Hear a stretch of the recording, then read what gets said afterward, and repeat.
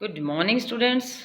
I am your SS teacher, Sushma ma'am. Students, आप सभी जानते हैं कि 16 सितंबर से हमारे S7 एग्ज़ाम स्टार्ट होने जा रहे हैं. तो हमने लेसन वाइज रिवीजन स्टार्ट किया है. आवर पास्ट की थर्ड फोर्थ फिफ्थ की वीडियो मैं आपके पास पहले भी सेंड कर चुकी हूँ. लेसन की वीडियो भी सेंड कर चुकी हूँ. क्वेश्चन आंसर की वीडियो भी सेंड कर चुकी हूँ. अब आपने लेसन वाइज ईच लेसन को आपने अच्छी तरह से पहले वीडियो लेसन की सुननी है, बाद में क्वेश्चन आंसर की सुननी है, अच्छी तरह से S7 की प्रिपरेशन करने के लिए. Today we start now chapter first, civics social and political life on equality, यानी कि समानता. ये लेसन आप जैसे ही इस लेसन की वीडियो सुने, इससे पहले इक्वेलिटी का जो लेसन है हमारा कंप्लीट, उसकी वीडियो जरूर सुने. Okay students, question number first. In a democracy, why is an universal adult franchise important? Universal adult franchise का मतलब होता है बेटा सार्वभौमिक वयस्क मताधिकार, यानी कि सभी को राइट टू वोट मिलना, सभी को वोट डालने का अधिकार मिलना डेमोक्रेसी के अंदर, लोकतंत्र के अंदर. Universal adult franchise importance in democracy as, कैसे इंपॉर्टेंट है, क्यों ज़रूरी है? It is based on the principle of equality, क्योंकि जो हमारे देश के अंदर डेमोक्रेसी गवर्नमेंट्स को लागू किया गया है, अपनाया गया है, तो ये इसका बेस क्या, आधार क्या है? इक्वेलिटी का सिद्धांत, यानी कि सभी लोगों का इक्वल होना. It means that all adult, adult means above 18 years old, citizen have the equal right to vote. जो 18 साल का नागरिक है हमारे देश के अंदर, उसको वोट डालने का अधिकार मिल जाना. It do not discriminate on the basis, किसी व्यक्ति के साथ भेदभाव नहीं किया जाएगा. बेसिस ऑफ सोशल इकोनॉमिक, यानी कि सामाजिक, समाज में इकोनॉमिक बैकग्राउंड, यानी कि उसकी गरीब है अमीर है उसके साथ भेदभाव नहीं किया जाएगा. Fourth, it is an important aspect of the democratic society, यह हमारी लोकतांत्रिक समाज का एक महत्वपूर्ण तथ्य है. तो ये 4 पॉइंट है बेटा. यूनिवर्सल एडल्ट फ्रेंचाइज हमारे डेमोक्रेसी कंट्री के अंदर क्यों इम्पोर्टेंट है. Next question, read the books on article 15. ये हम लेसन समझाते वक्त अच्छी तरह से समझा था. जो आर्टिकल 15 है हमारे कॉन्स्टिट्यूशन के अंदर दिया गया, इसके अंदर state two wages in which this articles address inequality, क्यों, कौन सी बातें हैं जिन के पर हम किसी के साथ भेदभाव नहीं कर सकते हैं. कैसे जो आर्टिकल 15 है वो इनइक्वालिटी, असमानता को कैसे दूर करता है, असमानता को खत्म करने के लिए कौन कौन सी बातें हैं जो आर्टिकल 15 में दी गई हैं. Article 15 in democracy of the constitution prohibit होता है किसी चीज पर प्रतिबंध लगाना, डिस्क्रिमिनेशन भेदभाव, ऑन ग्राउंड यानी कि किस आधार पर, religion, race, caste, sex, place of birth, यानी कि किस स्थान पर सिटीजन का जन्म हुआ है इस आधार पर भेदभाव नहीं कर सकते. औरत है या पुरुष है इस आधार पर, जाति के आधार पर नहीं कर सकते, किस वर्ग से है इस आधार पर नहीं कर सकते, किस धर्म से है इस आधार पर हम किसी व्यक्ति के साथ भी भेदभाव नहीं कर सकते. किसी बच्चे, औरत, व्यक्ति, किसी के साथ भी भेदभाव की मनाही की गई है हमारे आर्टिकल 15 के अंदर. 2 ways in which these article address inequalities, ये 2 तरीके बताए गए हैं यहाँ पर असमानता को खत्म करने के लिए. It suggest state not discriminate against any citizen, ये कहा गया है कि सलाह दी गई है कि भेदभाव अगर किसी व्यक्ति के साथ कोई कर सकता है, किसी आधार नहीं कर सकता है, किसी भी आधार पर, ground on the religion, race, caste, sex, place of birth, ये ऊपर वाली लाइन है सेम है ये. No citizen shall be subject any disability, यानी कि कोई व्यक्ति है जैसे जिसका डिसेबल एबल अयोग्य है, जैसे हाथ उसका काम नहीं कर रहा है, किसी व्यक्ति का पैर काम नहीं कर रहा है, या जिस व्यक्ति के दोनों ही पैर काम नहीं कर रहे हैं, तो इस प्रकार किसी अयोग्य व्यक्ति के साथ हम भेदभाव नहीं कर सकते हैं. Liabilities and restrictions on the grounds only religion, race, caste, place of birth any of them. तो इसमें क्या बताया गया है कि जो सार्वजनिक स्थान है, किसी व्यक्ति के अंदर अयोग्यता है, किसी लाइबिलिटीज़ है या किसी प्रकार की रिस्ट्रिक्शन हम उस पर जोर ज़बरदस्ती उसके ऊपर थोप नहीं सकते हैं. किसी भी जाति के व्यक्ति पर, किसी भी जाति के, वर्ग के, किसी भी रंग के, औरत है या महिला है, किसी के साथ हम ना तो भेदभाव कर सकते हैं, ना अपनी मनमर्जी उस पर ज़बरदस्ती थोप सकते हैं. तो ये 2 पॉइंट्स हैं जो आर्टिकल 15 में दिए गए हैं असमानता को ख़त्म करने के लिए. Next question, in what way Om Prakash Valmiki experience similar of that the Ansari, जो हमने लेसन के अंदर रीड किए थी स्टोरी, अंसारी की स्टोरी थी और ओम प्रकाश वाल्मीकि की स्टोरी थी, जो कैसे स्कूल में उसको झाड़ू लगवाया था, कैसे अंसारी को किराए का मकान नहीं मिला था। In the following was Om Prakash Valmiki experience was similar of that the Ansari, कुछ जो उनका एक्सपीरियंस उसमें सिमिलर है, एक जैसे हैं। अब ओम प्रकाश वाल्मीकि भी और अंसारीज फैमिली की भी। Both of them discriminated by the society, दोनों के साथ भेदभाव किया गया, किसके द्वारा? सोसाइटी, समाज के द्वारा। On the basis of their caste और रिलीजन, उनके धर्म के आधार पर, उनकी जाति के आधार पर उनके साथ भेदभाव किया गया था। Dignity and self respect of both of them get violated, उनकी जो आत्म सम्मान था उसको ठेस पहुंचाई गई थी, उनका जो डिग्निटी थी उसको भी दोनों के द्वारा उसका ठेस पहुंचाया गया था। Both suffered from unequal treatment, दोनों के साथ असमानता का व्यवहार किया गया था, अंसारी के साथ भी और ओम प्रकाश वाल्मीकि के साथ भी। Next, what do you understand by the term all person are equal before the law, सभी व्यक्ति कानून के सामने बराबर हैं। इस कथन से या इस स्टेटमेंट से हम क्या समझते हैं कि जो डेमोक्रेसी है वो हमारे लिए इम्पोर्टेंट है। तो इसमें ये जो है दिया गया है कि all person are equal before the law, इसके बारे में हम समझते हैं।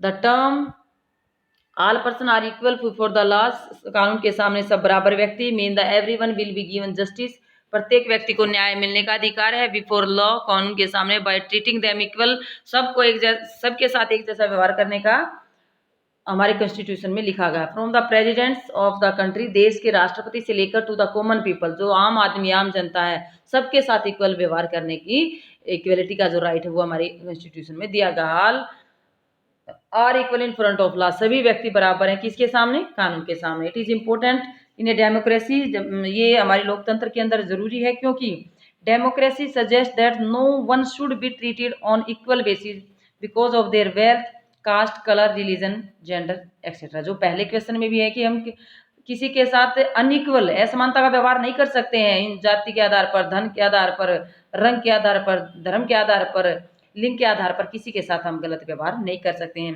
It also ensure that no one will be given more preference for the same crime, यानी कि एक जैसे अपराध के लिए हम गरीब और अमीर के साथ जो जस्टिस है, न्याय देना है, उसके साथ भी भेदभाव नहीं कर सकते। जिसने जो क्राइम किया उस अपराध की सजा भी सबको इक्वल मिलनी चाहिए, चाहे वो अमीर है, चाहे वो गरीब है, चाहे वो औरत है, चाहे वो पुरुष है।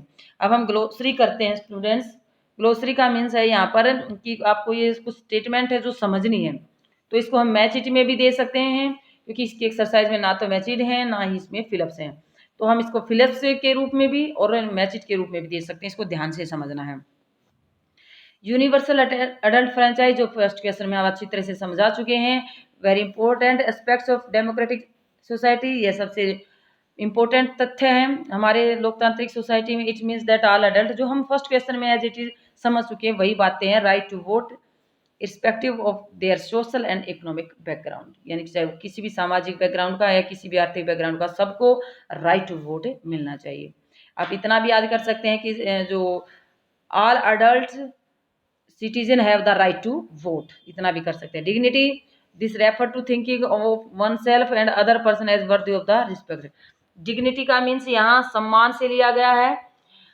इसमें क्या है कि thinking of one self other person वर्दी ऑफ द रिस्पेक्ट, यानी कि दूसरे व्यक्तियों के साथ सम्मान की भावना रखना, उनका सम्मान करना। कॉन्स्टिट्यूशन, जो हमारा संविधान है, दिस इज ए डॉक्यूमेंट्स, दस्तावेज है, दैट ले डाउन, जिसके अंदर लिखे गए हैं बेसिक रूल्स, आधारभूत जो नियम है, रेगुलेशन है for the people and governments in the country to follow, और जो रूल हमारे कॉन्स्टिट्यूशन में लिखे हैं वो किसके द्वारा फॉलो किए जाते हैं? गवर्नमेंट के द्वारा। सिविल राइट मूवमेंट्स, ये movement that began in USA, ये जो सिविल राइट्स मूवमेंट्स है ये स्टार्ट कहाँ हुआ था? यूएसए में 1950 में। वो हमने स्टोरी अच्छी तरह से बताई थी कि जो सीट नहीं दी थी, एक ब्लैक औरत थी जिसका नाम रोजा पार्क्स था, एक वाइट पीपल के द्वारा बस में उसको सीट छोड़ने के लिए कहा गया, लेकिन उसने सीट नहीं छोड़ी। उसने कहा कि मैं भी हार थक के काम करके लौटी हूँ, इसलिए उसने सीट छोड़ने से मना कर दिया। तो 1950 के बाद जो अफ्रीका अमेरिकन पीपल थे, demand equal rights, African American लोगों ने डिमांड की थी इक्वल राइट की एंड टू रेशियल डिस्क्रिमिनेशन, इस प्रकार जाति के आधार पर जो भेदभाव होता है उसको खत्म करने के लिए कौन सा मूवमेंट चला था? Civil right movement. Okay students, उम्मीद है आपको समझ में आ गया होगा। Lesson 2 role of the government in health, कि जो स्वास्थ्य है उसमें सरकार की क्या भूमिका है, इससे रिलेटेड बेटा जो चैप्टर 2 है आप उसकी वीडियो पहले सुनेंगे। तो इसमें ध्यान देंगे हम। In this chapter you have read the health, इस चैप्टर के अंदर health is a wider concept than illness, look at the quote the constitutions and explain the term life standards and public health in your own words. अपने शब्दों में हम life standards यानी कि हमारा जो जीने का स्टैंडर्ड है, या पब्लिक हेल्थ है यानी कि जनता की जो स्वास्थ्य है, उसके लिए आप किस प्रकार संविधान के अंदर जो बातें दी गई उनके बारे में पढ़ेंगे और इसके बारे में समझेंगे। An important part of the constitution says it is the duty of the state to raise the level of the nutrition. ये किसकी ड्यूटी है बताई गई है यहाँ, स्टेट राज्य की, किसके लेवल को सुधारना, न्यूट्रिशन पौष्टिक यानी कि जनता को पौष्टिक खाना मिले, ये सब life standard improve public health करने के लिए इससे जो स्टेटमेंट दिया गया है, स्टेटमेंट के आधार पर हम समझेंगे कि सरकार का क्या किस प्रकार से क्या ड्यूटीज हैं। तो फर्स्ट हम करेंगे life standards. It means the condition in which people are living. ये क्या है लाइफ स्टैंडर्ड, किस कंडीशन में, किस स्थिति में जो जनता है वो जीवन यापन कर रही है, किस प्रकार से लाइफ को अपने आप को स्पेंड कर रही है लाइफ को। Second the facilities provided by the government, सरकार के द्वारा सुविधाएं प्रोवाइड करवाना in order to raise the standard life of people, किस उसमें लोगों का जो लाइफ स्टैंडर्ड उसको सुधार करने के लिए सरकार के द्वारा कुछ फैसिलिटी प्रोवाइड की जानी चाहिए। Are measured in term of comfort wealth goods and service, ये पता लगाने के लिए, ये पता कैसे चलेगा कि कैसे लोगों को सारी सुविधाएं मिल रही हैं, कंफर्ट मिल रहा है, वेल्थ है कितना उनके पास धन है, गुड्स कितनी सेवाएं जनता को मिल रही हैं। Higher the standard of living of people, higher the economic in vice versa, thus it also reflect the economic condition for a country. किस प्रकार का जो स्टैंडर्ड है लोगों का, कितनी हायर इकोनॉमिक है, हमारी जो आर्थिक व्यवस्था कितनी अच्छी है, इससे ही हमारे लोगों की जो इकोनॉमिक कंडीशन है देश की उसका पता चलता है। हमारे देश की इकोनॉमिक जो कंडीशन है उसकी कंडीशन से ही लोगों के लाइविंग स्टैंडर्ड का पता चलता है कि लोग कितने गरीब हैं कितने अमीर हैं। अब public health, it means the general level of the public health, इसका अर्थ है जनता के स्वास्थ्य से।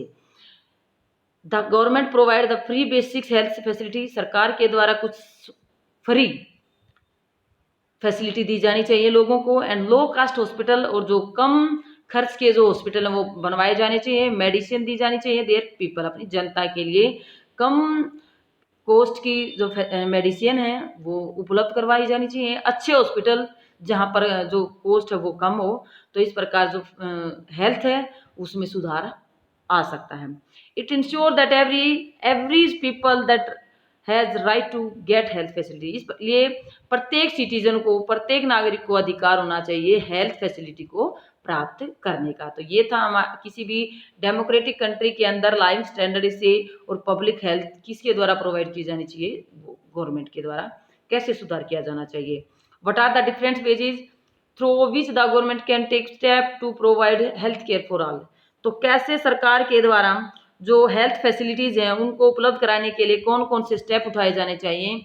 तो ये हैं ताकि सभी लोगों को स्वास्थ्य की जो सुविधाएं वो मिल सकें। Different wages governments can take step to provide health care. First है establishing public health care at zonal level, यानी प्रत्येक जोन में पब्लिक हेल्थ केयर की जो ऑर्गेनाइजेशन है, जैसे पीएचसी है या छोटे हॉस्पिटल्स हैं, स्मॉल हॉस्पिटल्स हैं, वो बनवाए जाने चाहिए हर जोन में, यानी कि जो गांव के एरिया है वहां पर भी हॉस्पिटल बनवाए जाने चाहिए। Setting up low cost government hospital, यानी सरकार की जो हॉस्पिटल हैं वहां पर जनता को कम खर्चा करना पड़े, ऐसे हॉस्पिटल बनवाए जाने चाहिए। Health insurance for basic treatments, लोगों का हेल्थ इंश्योरेंस भी करवाया जाना चाहिए। Provision of clean drinking water and step to check pollution, तो लोगों को या जनता को साफ पानी पीने के लिए सरकार द्वारा उपलब्ध करवाया जाना चाहिए, और जो पोल्यूशन है वहाँ के एरिया का वो भी, उस पर भी रोक लगाई जानी चाहिए ताकि ज़्यादा पोल्यूशन ना बढ़े। Generic medicine as low price should be provide, जो टीकाकरण की या जो दवाइयाँ हैं, मेडिसिन हैं, जो कम कीमत पर जनता को प्रोवाइड करवाई जानी चाहिए ताकि जो उनका स्वास्थ्य है वो अच्छा रहे। Next question, what difference do you find between private and public health service in your area you followings. तो इसमें फैसिलिटीज दी गई हैं कि जैसे प्राइवेट और पब्लिक की फैसिलिटीज कैसी होती हैं। तो ये फैसिलिटीज में क्या क्या डिफरेंस है, जैसे यहाँ देखते हैं प्राइवेट में हाई कॉस्ट होती है, पैसे ज़्यादा खर्च करने पड़ते हैं। Goods and easily available service, यानी कि अच्छी सर्विस मिलती है। प्राइवेट हॉस्पिटल्स में लगा लो या प्राइवेट स्कूल्स में लगा लो या कोई भी प्राइवेट इंस्टीट्यूशन है, वहाँ पर पैसे लगते हैं लेकिन सेवा अच्छी मिलती है। सेकंड पब्लिक है, जो सरकारी जिसको हम बोल सकते हैं, जो सरकार के द्वारा प्रोवाइड की जाती हैं, वहाँ लो कॉस्ट होती है, कम पैसा लगता है। पुअर और take long time in providing service, लेकिन ये यहाँ की जो सर्विस सेवाएं हैं वो अच्छी नहीं है। पुअर का मतलब अच्छी नहीं है और ज़्यादा लंबा समय लग जाता है वहाँ पर। अगर हम सरकारी स्कूल में जाते हैं या सरकारी हॉस्पिटल में जाते हैं, लंबी लंबी लाइनें होती हैं, तो वहाँ इलाज कराने में ज़्यादा टाइम लग जाता है। तो ये फैसिलिटी का डिफरेंसेस है। Improvements in water and sanitations can control many diseases. Explain with the help of example. Example की सहायता से हम यह बताएंगे कि कैसे जो वाटर है उसकी साफ सफाई में सुधार करके हम बीमारियों से बच सकते हैं, बीमारियों को कंट्रोल कर सकते हैं। कैसे इम्प्रूवमेंट की जो करना है हमने पानी में और साफ सफाई में जो सुधार करने से हम कैसे बीमारियों से बच सकते हैं। तो फर्स्ट है, it is through the improvements in water and sanitations can control many disease. कई बीमारियों को रोक लगा सकते हैं हम सफाई का ध्यान रखेंगे और पानी जो पीने का वो अच्छा होगा। तो containments water is the main reason for many disease like cholera jaundice, यानी जैसे चेचक है, एजा है, इन जैसी कई बीमारियां हैं जिनसे हम बच सकते हैं। And by provision the clean drinking water protection from water related disease can be assured. जो पानी के द्वारा फैलती हैं वो कई बीमारियां हम अच्छा पानी या साफ पानी का प्रयोग करने से हम ऐसी बीमारियों से बच सकते हैं। Poor sanitation is responsible for many communicable disease, यानी कि जो गंदगी है, साफ सफाई नहीं है, तो वहाँ पर कई कम्युनिकेबल डिजीज फैलती हैं, यानी कि जो एक से दूसरे व्यक्ति में लग जाती हैं, ऐसी बीमारियां फैल जाती हैं। तो हम पानी की गुणवत्ता में सुधार करके और आसपास में सफाई करके हम कई प्रकार की बीमारियों से बच सकते हैं। नेक्स्ट ग्लोसरी, ग्लोसरी में पहले वर्ड दिया गया है पब्लिक। पब्लिक का जैसे अभी हमने गवर्नमेंट रिलेटेड बात की थी, जो गवर्नमेंट हमारे को प्रोवाइड करवाती है जो फैसिलिटीज, कौन कौन सी फैसिलिटीज देती है ये अभी ने हमने क्वेश्चन आंसर के अंदर भी पढ़ा है। तो फर्स्ट है एन एक्टिविटी और service that is meant of all people in the country and it's mainly organised by the governments, यानी कि वो सुविधा जो सरकार के द्वारा उपलब्ध करवाई जाती है सभी लोगों के लिए, देश की जनता के लिए। तो आप यहाँ तक ही भी इसको कर सकते हैं बेटा, गवर्नमेंट तक यहाँ तक इसको कर सकते हैं, क्योंकि जो गवर्नमेंट के द्वारा प्रोवाइड की जाती है स्कूल है, हॉस्पिटल हैं, टेलीफोन सर्विस है, ये सब हैं जो लोगों की डिमांड के अकॉर्डिंग सरकार के द्वारा फैसिलिटी प्रोवाइड। तो यहाँ तक कर लेना।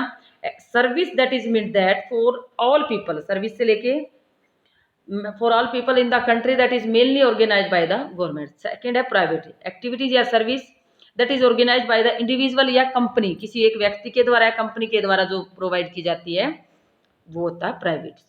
Medical tourist refer the foreigners, जो विदेशी होते हैं, who came to the country specially for medicinal treatment at hospital that offer world class facilities at lower cost than what they would have to pay in their own country. यानी कि इसका मतलब है कि मेडिकल टूर का होता है, जैसे इंडिया से लोग अमेरिका के अंदर अपना ट्रीटमेंट कराने के लिए जाते हैं, कि जहाँ की जो मेडिकल ट्रीटमेंट है हॉस्पिटल में वो अच्छी है और वर्ल्ड क्लास जो फैसिलिटी जहाँ दी जाती हैं एट लोअर कॉस्ट, यानी कम कीमत पर जो अच्छी फैसिलिटी जहाँ मिलती है उसको बोलते हैं मेडिकल टूरिस्ट। यानी कि इंडिया के अंदर भी दूसरे देशों से इलाज कराने के लिए आते हैं और इंडिया के लोग भी दूसरे देशों में इलाज कराने के लिए जाते हैं। कम्युनिकेबल डिजीज अभी समझाया था, जो पानी के द्वारा या गंदगी के द्वारा फैलती हैं। These are the disease that spread from the person to another, यानी कि अभी जो कोरोना की प्रॉब्लम चल रही है वो इसी टाइप की है कि वो एक पर्सन से अनदर पर्सन के अंदर फैलती है, इसको बोलते हैं communicable disease. Through water, food, या जैसे अब सांस के द्वारा फैल रही है, बताया गया कोरोना की जैसे। ओपीडी क्या होती है? This is a short form of the out patient department, ये याद रखना, आउट पेशेंट डिपार्टमेंट की OPD. This is where people are first brought in the and treated in hospitals without being admitted to any special ward, यानी कि hospital में admit होने से पहले, जो पहले जाकर हम हॉस्पिटल में अपनी स्लिप बनवाते हैं, डॉक्टर से मिलते हैं, तो उसको बोलते हैं OPD. Ethics more principal that influence person behaviours, यानी कि जो मोरल प्रिंसिपल, जो नैतिक सिद्धांत है लोगों को, नैतिकता के बारे में लोगों को बताना, उनके व्यवहार को, उसको बोलते हैं ethics. Generics names, there are chemical names, drugs यानी कि दवाइयों के नाम हैं ये अलग अलग। दे हेल्प द आइडेंटिफाइंग, तो इसमें जो मदद की जाती है वो ग्लोबली रिकग्नाइज, यानी पूरे वर्ल्ड में जो दवाइयों के नाम रखे जाते हैं वो इसको बोलते हैं जेर्निक नेम्स। तो ये था हमारा, ये दवाइयों के नाम है बेटा, एसिड है ये सब। तो ये था हमारा चैप्टर फर्स्ट और सेकंड। वीडियो को ध्यान से सुनना है और लेसन को अच्छी तरह से समझना है। Okay students, thank